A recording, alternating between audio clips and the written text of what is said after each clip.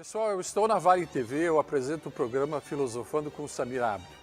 Se quiserem maiores informações, venham para o meu Instagram, @samabdofilosofia, e eu estarei à disposição de vocês para qualquer tipo de dúvida e fiquem muito bem à vontade comigo, ok? Obrigado.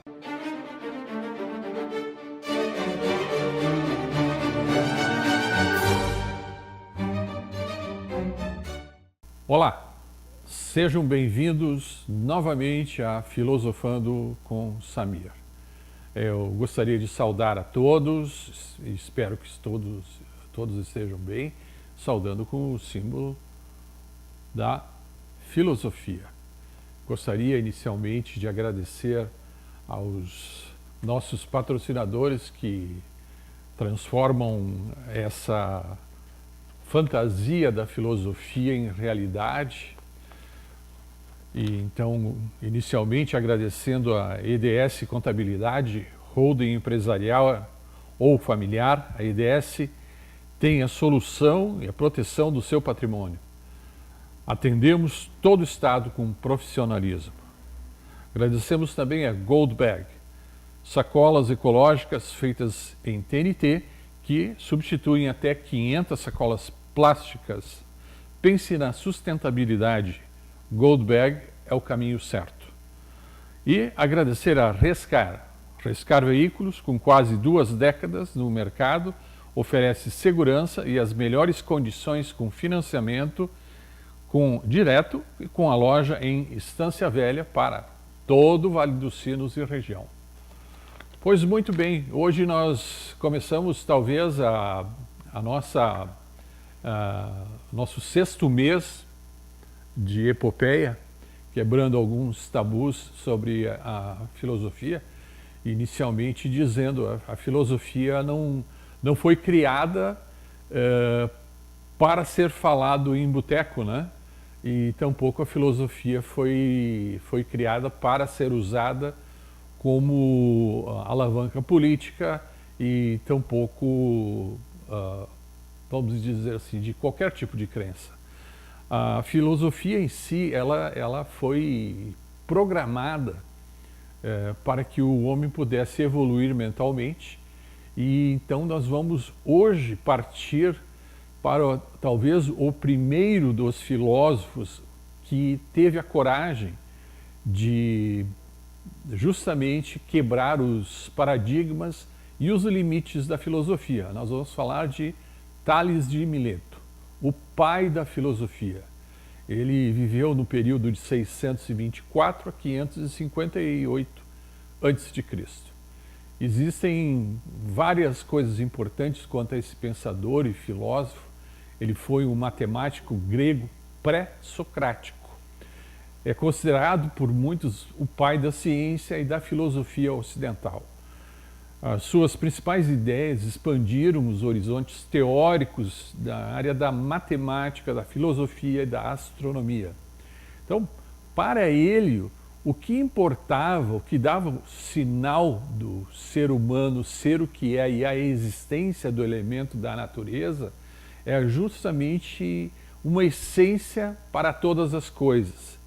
Então, Tales de Mileto, provavelmente descendente de fenícios, né, que hoje é o Líbano, nasceu na antiga colônia grega de Mileto, né, então normalmente se dava um nome, o primeiro nome, e né, a região da Jônia, que é a atual Turquia, havia nesse período o primeiro nome com o local de onde nasceu. Então, Tales de Mileto foi um homem de muitas habilidades, de erudição, uma figura muito respeitada pelo povo grego. Veja que nós estamos falando há 2.700 anos atrás, né? Então, nesse período, a Jônia estava anos-luz à frente de Atenas e de outras cidades que já compunham um ensaio para a filosofia, a liberdade de pensamentos e conclusões metafísicas. Olhem a dificuldade que esse homem teve, né? E nós vamos descobrir alguns segredos sobre ele.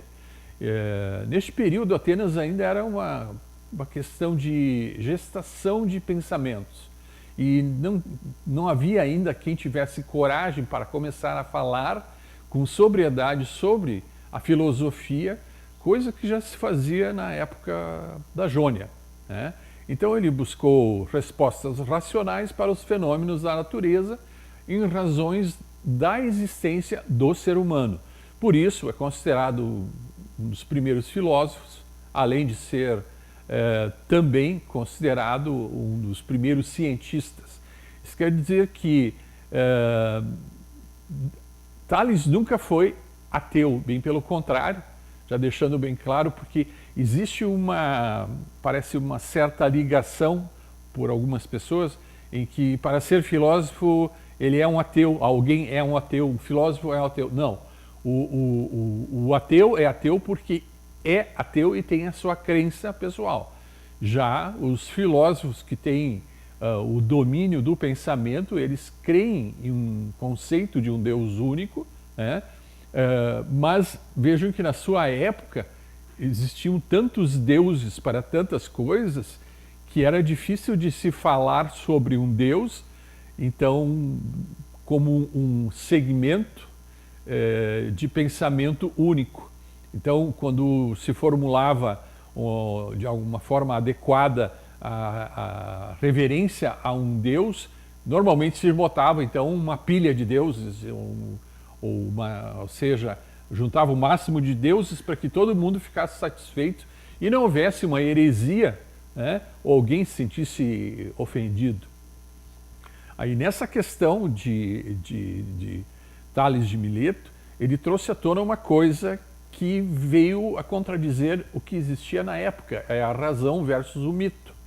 Então, na cidade de Mileto, ele fundou uma escola jônica, que é considerada a mais antiga do mundo, com explicações e fundamentação cosmológicas, ou seja, por meio da natureza, através das observações, né, e a sua busca era incessante de maneira muito objetiva, utilizando os aprendizados dos antigos mestres, que nós vamos falar adiante, além da cultura adquirida por si só em diversas viagens que ele fez pelo Oriente e possivelmente pela Ásia. Assim como os adeptos da filosofia unitarista, que foi o princípio baseado no princípio único das explicações e das coisas que Tales tinha, o elemento principal para ele era justamente a água. Por que a água? Porque a água para ele era o fundamento essencial do ser humano, o que mantinha o ser humano vivo, e a composição de tudo que tinha água tinha vida. E ele não via nos outros três elementos, nem fogo, nem terra, nem ar, ele não via esse mesmo tipo de conhecimento. Então, ele foi para o Egito aprofundar seus conhecimentos, e do Egito ele foi também para a Babilônia. Ele foi um estudioso que bancou o mais humilde de todos os humildes, até que ele pudesse ter a confiança daqueles que pudessem escutar o que ele tinha para dizer, mas antes de tudo ele tinha que aprender o que ele não sabia. Então ele tinha uma sede de saber. E ele dizia que essa sede vinha justamente da água. Olha a correlação que ele fazia entre a água, os mitos e os fatos, né?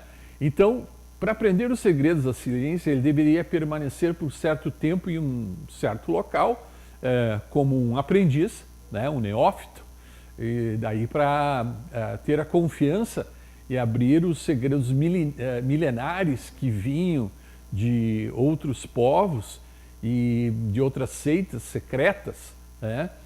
Quando se diz secretas, nós podemos também hoje dizer assim que basicamente não existem mais seitas secretas, mas sim discretas, né? Mas o secretismo era que era passado de boca a ouvido, tá? E regida normalmente pelos anciões e os mestres dessas artes, né? Então não era para qualquer um que teria essa fundamentação de passar informações tão importantes. Ele foi para a Mesopotâmia, onde ficava a Babilônia, e trouxe de lá a química, a física e a matemática. Além disso, os antigos segredos do surgimento da raça humana. Bom, aí nós não vamos entrar nessa questão, porque nós iríamos muito além e sairíamos fora do nosso foco. Então, da Mesopotâmia e Babilônia, especificamente, ele foi para o Egito, onde conseguiu adquirir os conhecimentos sobre arquitetura, geometria, astrologia, agronomia, fundição de metais, álgebra e cosmologia. Então, nós sabemos, até hoje, que o Egito foi o fundamento de toda a raça humana por muitos anos, seja através das pirâmides, seja através dos hieroglifos, seja através das tumbas, e a partir do que os grandes sacerdotes tinham guardado para si de informações. Isso facilitava muito a forma dele se comunicar sem a necessidade de intérpretes, porque ele falava diversas línguas. Ele tem um passado que nós vamos falar agora, que é justamente ele ter sido um mercador de sucesso. Então ele já fazia viagens, ele era um viajante de sucesso. Ele comprava e vendia mercadorias, e com isso ele tinha o hábito já de conhecer os costumes e os procedimentos das diversas etnias e raças que compunham naquela época tanto a parte da Europa, como parte da África e como parte do Oriente Médio e Ásia, né? Então ali ele teve condições de aprender basicamente tudo que podia para então voltar, formar a sua escola filosófica e assim arrecadar os seus asseclas, né? Ao lado dele tinham outros filósofos também famosos, não que pensassem da mesma forma que ele, mas era principalmente Anaximandro e Anaximenes, em que os três fundaram a escola de Mileto, chamado Milésima, né? É óbvio que Tales precisou de um certo ar de conhecimento para convencer esses outros dois filósofos que ele tinha um grande conhecimento guardado, além dos mistérios não míticos. Não confundam míticos com místicos, né? O mítico vem de um mito, de algo que é um fundamento sem razão, né? Então, enfrentar pessoas que pensam que o mito é a verdade é um grande desafio para nós, inclusive nos dias de hoje, né? Então, ele trouxe essa questão da semente, do conhecimento não mítico, ou seja, a razão, e para trazer isso, ele trouxe a questão da indução dos conceitos que convinham para ele e para as pessoas, mostrando sempre com habilidades, né, práticas, que justamente ele tinha a intenção de trazer para o povo e para os seus asseclas a questão da ciência e a comprovação tecnicamente de todos os seus fundamentos a partir de um ponto de vista baseado em fatos, né? Então, daí nós temos a razão e nós temos fatos contra o mítico ou o pensamento do dia a dia. O importante também é salientar que a objetividade estava sempre em saber o porquê e como das coisas. E dessa maneira ele criou a fonte científica, né? E aí ele se aprofundou no misticismo, mas o misticismo com fundamento científico. Ou seja, não era exatamente um milagre ou algo excepcional o que acontecia, mas a pessoa tinha todo um aprendizado vindo do Ocidente, do Oriente, né, na forma profana de viver e depois morrer. Ou seja, a morte já não era mais nada nem mítico nem místico, né? Então esses milesianos, como eram conhecidos, foram adequados à nova filosofia. Porque nova? Porque até então a filosofia não existia como um todo, pautada em deuses antropomórficos, que atribui-se aspectos humanos aos deuses. Então, os fenômenos eram absolutamente considerados naturais e o fato é de que não havia nada de diferente o que ele poderia ensinar do que ele havia aprendido tanto na escola babilônica quanto na egípcia, né? E a partir da recém-formada escola italiana lembre-se que a Itália era subdividida em mais de 30 pequenos estados ou mini países, né? Eram Estados Unidos da Itália, que só veio a ser, para ter uma ideia, vamos falar um pouco de história, a Itália só veio a ser recomposta lá pelo ano de 1800 e alguma coisa, né?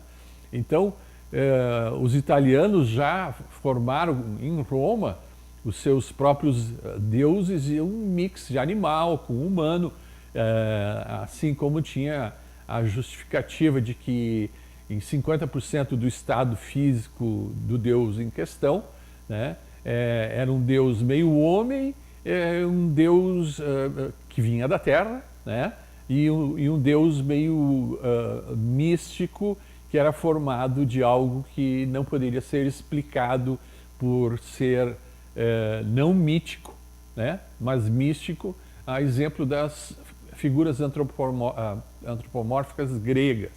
Então vejo aqui um exemplo, né, de Zeus, Poseidon, Atenas, Ares, Artemis, próprio Hermes, nós já falamos sobre Hermes, Hera, Deméter, Nefesto, Apolo, Dionísio. Vejo que eles têm uma ligação com a Terra, né? Esses são os originais gregos. Quando eu digo os originais gregos, foram os primeiros, isso então 2.700 anos atrás, nós estamos falando de aproximadamente 200 deuses. Agora vejo os deuses antropomórficos do Egito. Observem que a parte inferior é justamente o corpo vamos dizer, da cabeça para baixo, o tórax e cintura, pernas eram do ser humano, mas as cabeças elas tinham aquele ar de águia, de um ar fenício, um ar diferente, um ar dos cachorros, de leões. E já os romanos tinham a tendência de criar os deuses humanos baseados principalmente no físico, na beldade, dar o significado ao viver. Vejam que até em certo ponto, assim, um certo exagero dos romanos na figura dos seus deuses, porque eles eram deuses pela perfeição, eles eram deuses pela beldade e, eventualmente, eles eram deuses imortais, já para demonstrar para o povo que estava abaixo do nível dele. Bom, então nós temos aí a questão da astronomia e a matemática, que foi a primeira introdução, né, a descoberta por parte de Tales de Mileto do primeiro eclipse. Ele previu o primeiro eclipse em 585 a.C., né, e isso foi duvidado, houve uma série de controvérsias, e ele conseguiu provar que naquele dia, então, naquela época, ele teria então isso. Ele teve na matemática, só um pouco aqui, mais precisamente na área da geometria, as demonstrações dedutivas, que são questões importantíssimas. Ele introduziu a matemática e a geometria juntos, tá? Isso antes de Pitágoras, porque Pitágoras foi aluno de Tales de Mileto. Então a semelhança dos triângulos e as relações sobre os ângulos foi um dos pontos. as retas paralelas e a propriedade das circunferências. Lembra que no início nós falamos sobre o π e o φ, depois o teorema de Pitágoras. A função de Tales não era dar ensinamento já pronto, vamos dizer assim, não era dar o peixe, era ensinar a pescar. Então, ele trouxe justamente nas suas teorias 3 teses principais. A primeira delas é que tudo que conhecemos é feito de água e o homem é um ente desse meio. Existe um estudo dizendo que toda e qualquer forma nasceu a partir da água. Tá? Depois, todas as coisas, incluso as inanimadas, estão cheias de vida. Vejam, sobre a questão vibratória dos átomos e moléculas, né?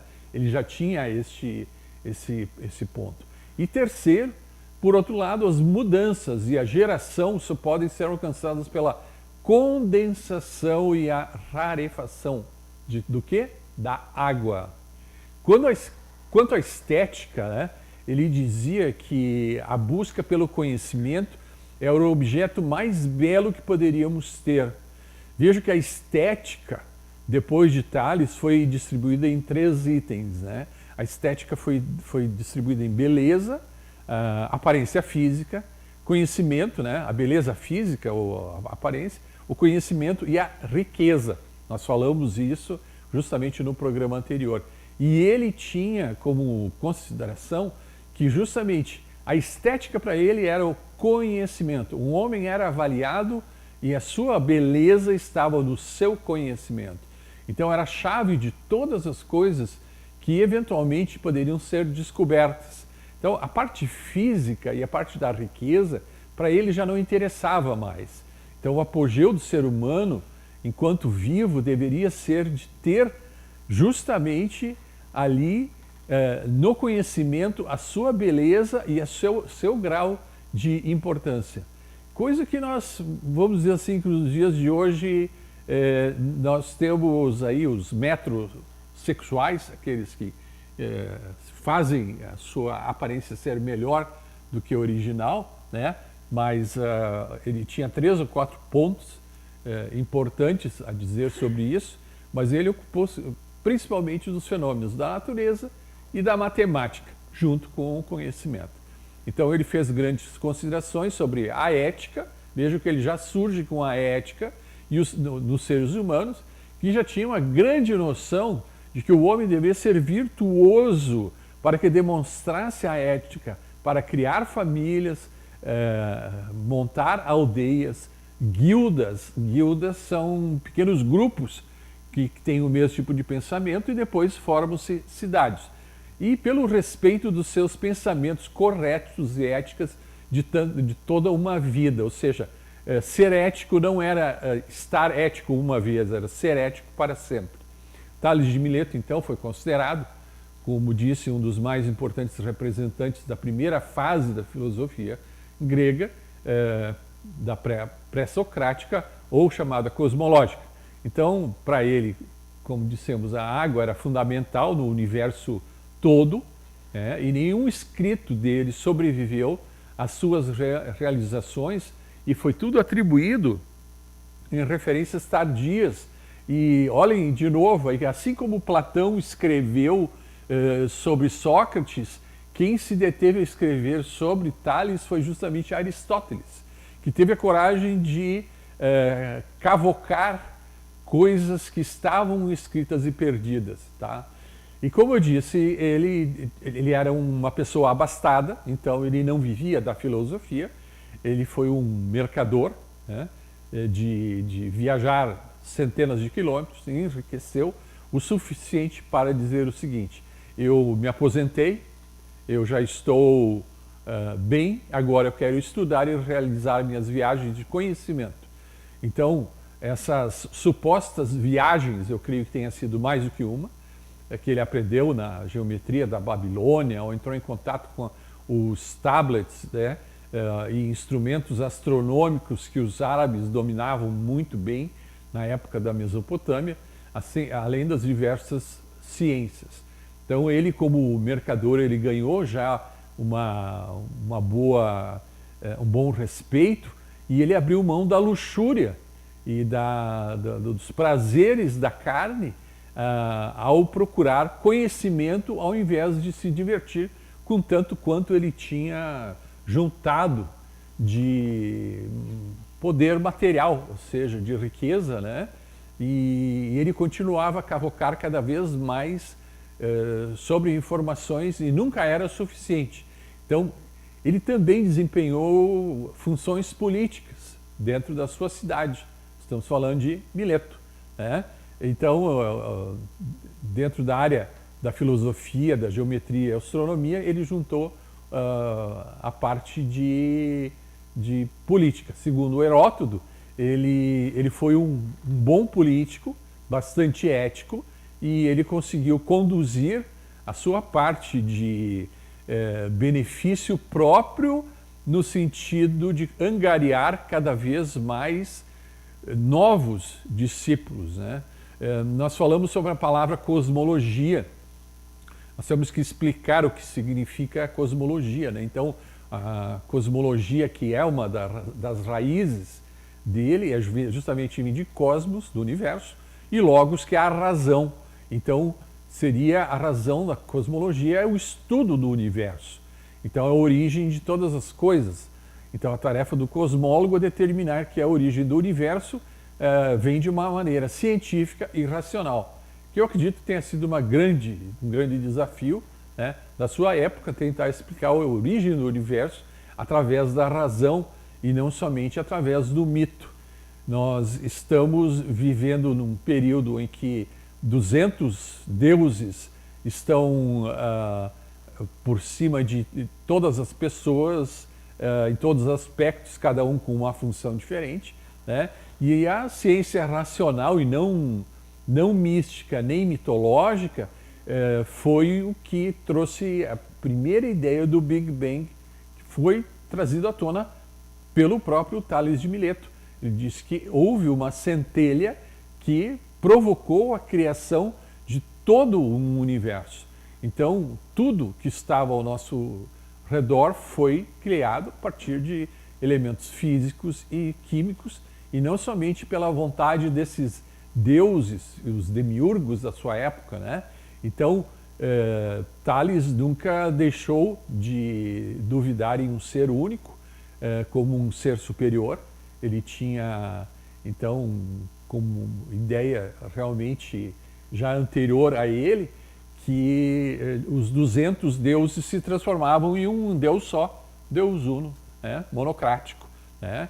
Então nós temos a palavra pré-socrático, que nós falamos, né? Que significa, o pré-socrático tem o socrático e o pós-socrático. Então tudo isso deve ser a Sócrates, né? Que surgiu somente 200 anos depois. Nesse período, ele foi o mais importante dos pré-socráticos de todos os tempos, em função justamente da racionalidade que ele trouxe e o monoteísmo que ele conseguiu trazer para a época dos 200 deuses, dizendo justamente que deveria se acreditar mais em um só do que em 200. Nós tivemos a origem de Akhenaton, né, de 1358 a 1340, que foi o faraó Akhenaton e Nefertiti, que decidiram desafiar o sistema religioso no Egito, dispostos a sacudir as bases da sociedade. Criaram ideias muito grandes e imperiosas, né, que levaram praticamente ele, Akhenaton, ao abismo, né? O casal decidiu, na época, liberar todos os escravos. Veja que nós voltamos 500 anos antes de Tales de Mileto. Então, Tales já tinha a ideia sobre Akhenaton e o seu império egípcio. Ele, Akhenaton, que foi o primeiro faraó, né? Até então eram os reis, ele foi intitulado o primeiro faraó, e eles modificaram toda uma vida de também diversos centenas de deuses, dezenas de deuses, se não falar mais, né? Por justamente esse monoteísmo, né? e deixar a liberdade dos escravos que se revoltaram contra ele. Então, a ideia de divindade de Akhenaton era adorar um só ser, e ele tinha que nomear alguém. Ele nomeou o Sol, foi chamado de Aton. Então, o Sol era justamente o princípio dos deuses, né, que Akhenaton trazia à tona. Então, indo um pouco além, Akhenaton foi morto, tá? Nefertiti assumiu, e depois veio o seu filho, que assumiu quando criança, era chamado de Tutankhaton, e quando o Nefertiti também foi morto, né, ambos por envenenamento, Tutankhaton mudou de nome para Tutankhamon, tá? Deixando assim as 2.000 divindades que voltaram, de 200 foram a 2.000 no Egito, né, e deram um fim no corpo de Akhenaton e de Nefertiti. Até hoje não foram devidamente encontrados seus corpos, né? E aqui por último, então, falando sobre uma outra forma do monoteísmo, foi justamente o livro de Êxodos, né, que falava de Moisés de 1391 a 1271. Vejo que existe uma certa similaridade entre esse monoteísmo e o período em que Akhenaton e Moisés viveram. Muito parecido, muito conflitante. Não é exatamente o momento da gente falar sobre isso, mas vejam que o monoteísmo de Tales veio também, né, através de Akhenaton e de Moisés, que justamente Moisés foi aquele que é chamado Moisés porque o seu nome significava, porque das águas o tirei. Isso vem em Êxodos 2:10. Então, Moisés foi adotado, criado e tal. Só que Moisés cometeu uma grande falha. Ele, aos 20 anos, ele como criado pelo faraó e pela rainha, ele cometeu um crime. Ele matou um dos soldados e ele se isolou. Ele foi praticamente perseguido para ser morto, né? E ele fugiu para as montanhas, e ele viveu nesse período de 20 a 40 anos, Moisés.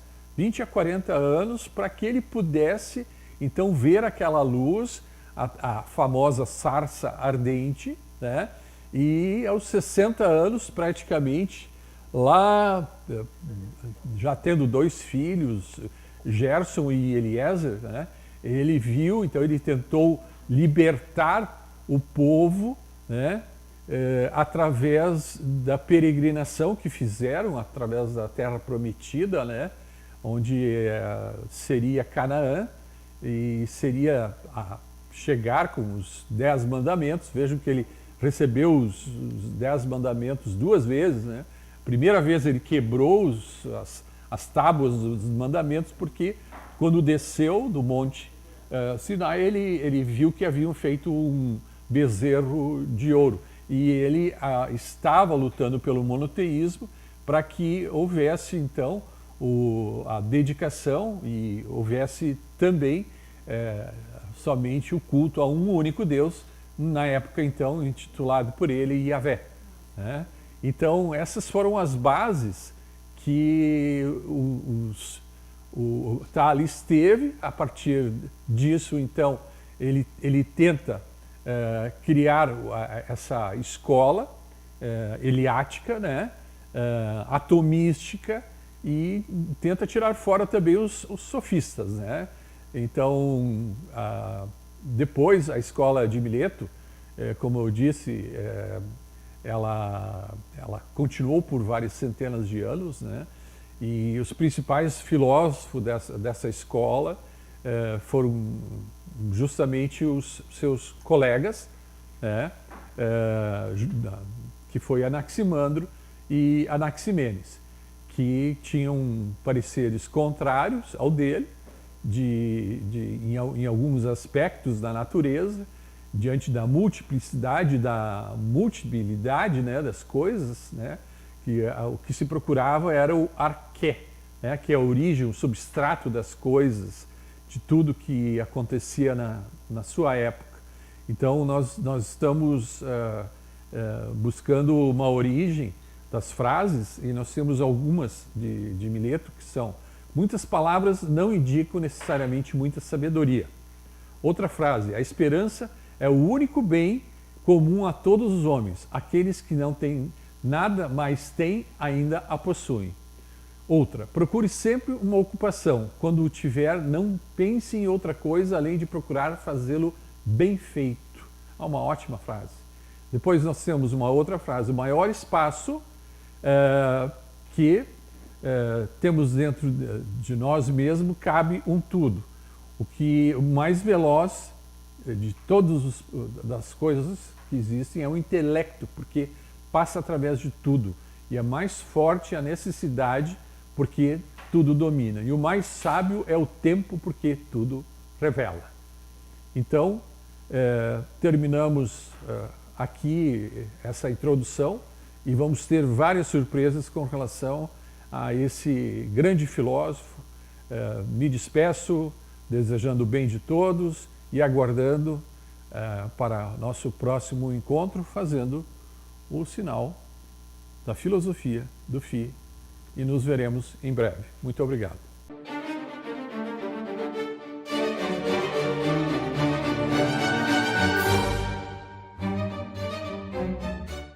Pessoal, eu estou na Vale TV, eu apresento o programa Filosofando com Samir Abdo. Se quiserem maiores informações, venham para o meu Instagram, @samabdofilosofia, e eu estarei à disposição de vocês para qualquer tipo de dúvida, e fiquem muito bem à vontade comigo, ok? Obrigado.